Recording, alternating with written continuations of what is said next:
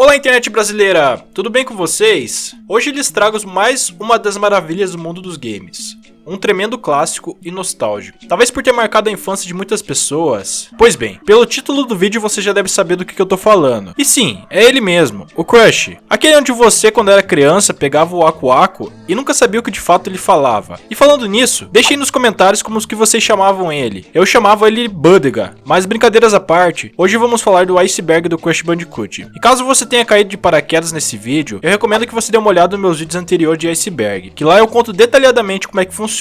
Mas resumidamente, a gente começa com os mistérios e as curiosidades mais fáceis de serem achadas nos jogos, seja tanto pela internet ou por ser conhecida mesmo por percorrer dos anos. E quanto mais vai descendo o iceberg, mais obscuro e difícil vai ficar de achar essa curiosidade. Mas enfim, chega de enrolação, pegue uma pipoca, se acomode e aproveite o vídeo.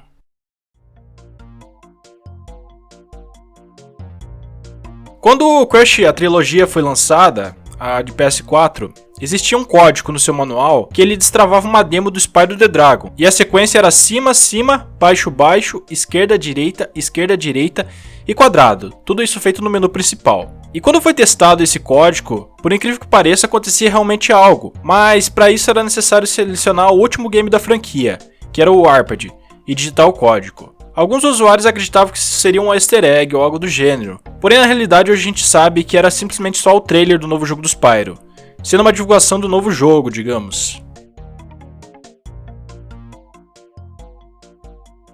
Crash Team Race é o primeiro jogo de corrida do Crash Bandicoot, onde o Crash e seus amigos eles têm que competir em uma competição de corrida, obviamente, para salvar a terra do nosso querido e conhecido vilão do game. Na versão antiga do jogo, antes da tela de título de escolhas, tinha uma tela de seleção de idioma, e ao você sair dela com o botão triângulo, todas as palavras elas iam ser transformadas em barras e hífens. Mas se você fizesse isso no modo aventura do jogo, todos os chefes, exceto o Reaper Boo, eles iam trocar de cabeças. Ou seja, por exemplo, o Como do Joe ele teria a cabeça do Oxty, e o Papo Papo teria a cabeça do Pinstrip. O Pinstrip teria a cabeça do Como do Joey e o Oxide teria a cabeça do Papo Papo. Podendo ser mais um easter egg, já que ficou engraçado. Então os produtores resolveram deixar esse bug pra brincar, né?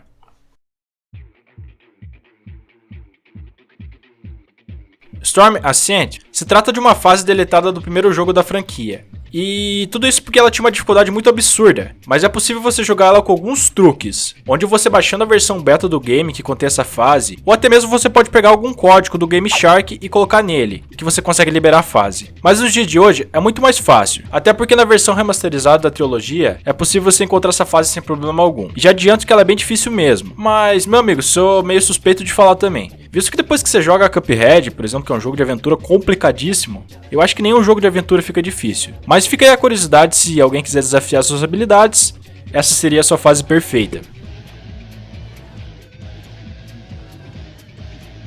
Objeto Motherfucker é um dos personagens mais estranhos do Crash. Ele pode se transformar e está sempre ao dispor de ser o melhor assistente do laboratório da Cortex. Quando os desenvolvedores da Naughty Dog eles estavam trabalhando no terceiro título da série do Crash, parecia meio que inconcebível que qualquer um dos seus fãs fosse ousado o suficiente para pegar o código do jogo e desmontar ele. Mas um pouco depois do tempo do lançamento do jogo, acharam dois nomes bem curiosos, e dentre os dois, eram pertencentes aos assistentes do laboratório do Dr. Cortex. Um era nomeado como Objeto Asshole e o outro era Objeto Motherfucker. Naturalmente foi para ser uma piada, né, interna da parte dos desenvolvedores. Mas provavelmente nos dias de hoje, com a facilidade que tem de abrir um jogo, provavelmente esses desenvolvedores se ferrariam e poderiam até ser admitidos, né? Mas é bem cômico por sinal essa curiosidade.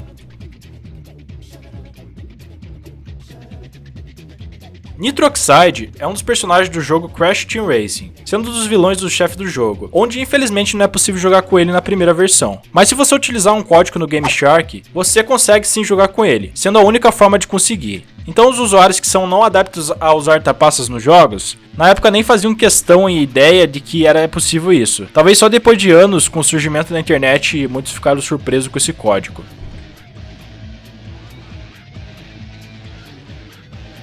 Na versão japonesa do Crash Bandicoot 2, a gente consegue ver um vídeo secreto, e pelo visto, a Naughty Dog ela gosta de bastante colocar vídeos escondidos no jogo, onde se você pressionar a esquerda, círculo, L1 e R1 enquanto o logotipo da PlayStation estiver na tela, vai se iniciar um vídeo de apresentação do jogo. Mas, sei lá, cara, é meio bizarro, assim. Porque, tipo, é um cara fantasiado com uma roupa do Crush, aleatoriamente, dançando umas músicas pra lá de cabulosa. Conferem um pedacinho do vídeo pra não tomar direitos autorais. Mas eu não me responsabilizo, tá? Se você ficar 52 dias sem dormir depois de ver isso.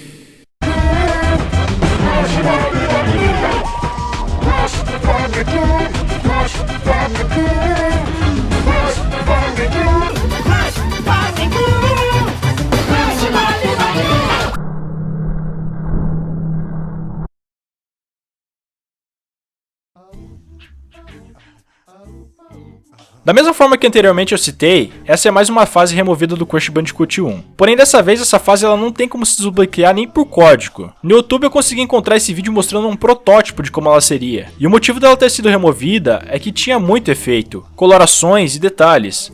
O que fazia com que o videogame na época quase fritasse um ovo, meu amigo. Então considere essa fase removida apenas por uma limitação da época.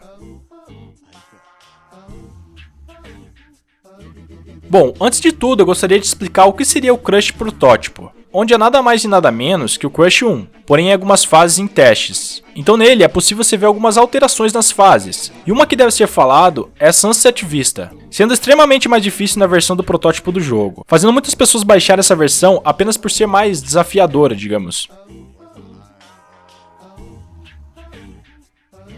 A caixa POW é uma caixa retirada do Crush, bem semelhante à caixa do TNT. Essa caixa ela quebraria imediatamente quando fosse girada, então quando você quebrasse, ela explodiria em várias explosões azuis e vermelhas, que quebrariam a caixa ao redor.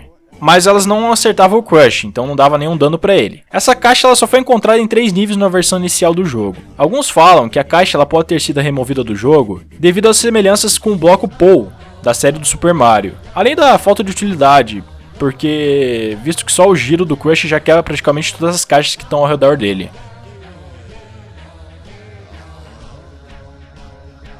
Abrindo os arquivos do jogo e acessando o banco de dados das texturas do jogo, uma em específico chama atenção, que é a TNT, porque em sua foto, ao ser pressionada, a mesma ela teria o número 1 e o número 8, coisa que não acontece durante o jogo. Sendo bem provável que durante o desenvolvimento do jogo, acharam meio inútil colocar o número 1 e não resolveram colocar na contagem da TNT, e também o número 8 porque provavelmente acharam que o tempo demais seria para ela explodir.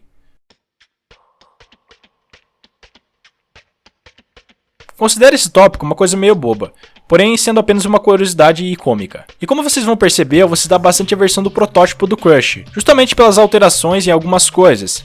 E eu acho bem legal comparar coisas que poderiam ser diferentes da versão final do jogo. Sendo assim, a fase Sphinxnator não era para ter esse nome, era para ser apenas Sphinxter. Não teve detalhamento do porquê que houve essa mudança, mas talvez pela pronúncia de Sphinxnator ser mais interessante que Sphincter. E o mais pesado também é que Sphinxter lembra Sphincter. E onde que a gente tem o Sphincter? Pois é, meus amigos.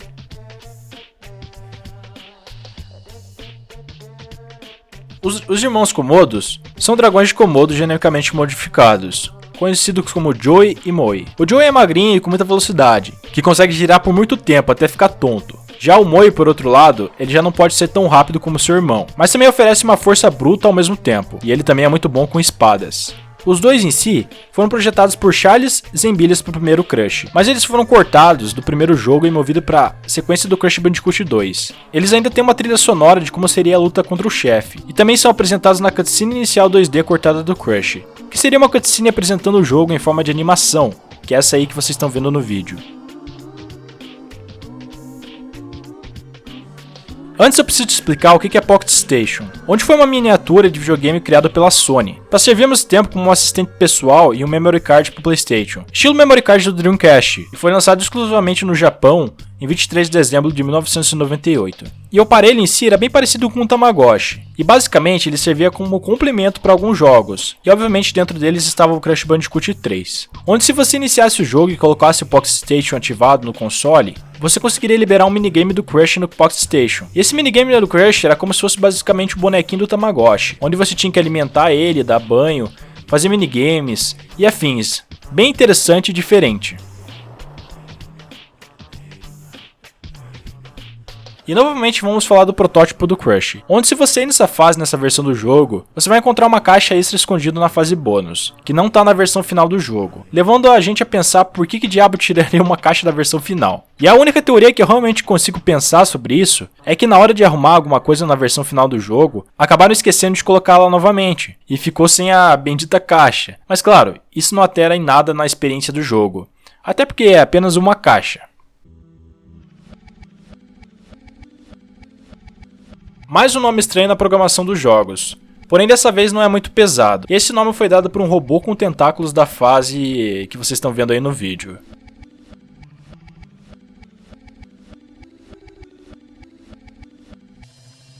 Mais um nome estranho na programação dos jogos, porém dessa vez voltou a ser pesado. A gente vê que as brincadeiras elas rodam bem soltas na produção do jogo, e esse nome foi dado por um objeto qualquer na fase Road Crush do Bandicoot 3.